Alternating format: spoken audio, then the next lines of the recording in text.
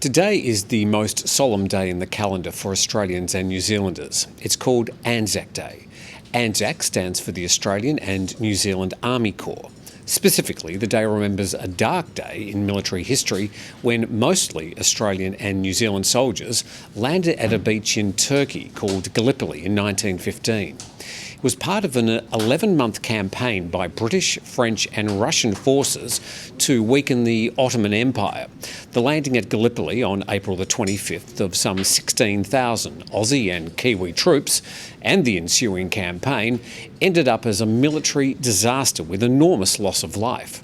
Throughout the campaign, some 250,000 soldiers were killed from both sides. 8,709 Australians were killed during the conflict and more than 19,000 wounded.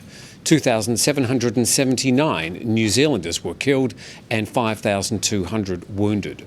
Other countries involved in the conflict have their own remembrances for the events at Gallipoli. But the day, April 25th, has risen in the consciousness of Aussies and Kiwis in the 107 years since the landing to become the most solemn commemoration of not only the fateful campaign, but to remember those who have fallen in all wars and conflicts to defend the young countries in a theatre of war that was far from their quiet southern shores. This year, Anzac Day is being commemorated in Thailand at another sad theatre of war. This time when Japan was trying to push a supply route through Thailand into Burma in the middle of the Second World War. The building of the Burma Railway, using forced labour from mainly Australian, British and Dutch POWs, as well as Malayan labourers who were promised work but ended up being treated no better than the POWs. They were beaten, tortured and starved, but were still able to pull off an astonishing engineering accomplishment, pretty much by hand. Part of the route was through a mountainous area forested with thick jungle, bamboo and ancient teak trees.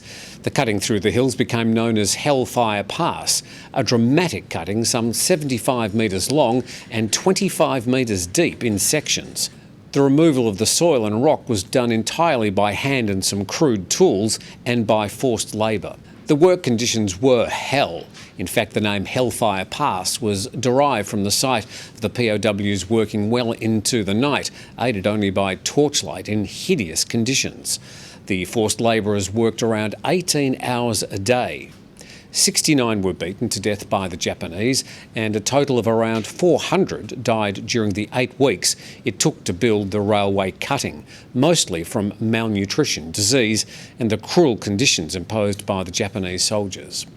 For the entire length of the Burma Railway, the Japanese forced approximately 200,000 Southeast Asian conscripts and over 60,000 Allied POWs, including 30,000 British, 13,000 Australians, 18,000 Dutch and 700 Americans into building the route. The 415-kilometre line linking the Thai and Burmese railway systems was constructed simultaneously from both ends. The entire Thai and Burmese sections of the railway took a mere 16 months during 1942 and 43. Around 90,000 Southeast Asian forced labourers died, along with more than 12,000 Allied prisoners of war during the period of the railway's construction. Today we remember the sacrifices as part of the Anzac Day commemorations.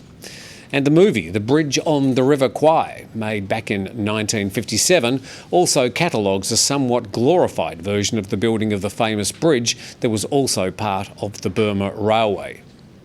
This morning, both Anzac Day and the story of the construction of Hellfire Pass come together with a ceremony about 80 kilometres northwest of Kanchanaburi town at the site of the cutting. It's been attended by representatives of the various governments and ambassadorial staff in Thailand and one of the original POWs, a 99-year-old Lieutenant Eric Clifford Edwards. So as we remember the fallen and today the Anzacs and those who died during the building of the Burma Railway, we recall the Anzac Ode. They shall not grow old, as we that are left grow old. Age shall not weary them, nor the years condemn. We will remember them, lest we forget.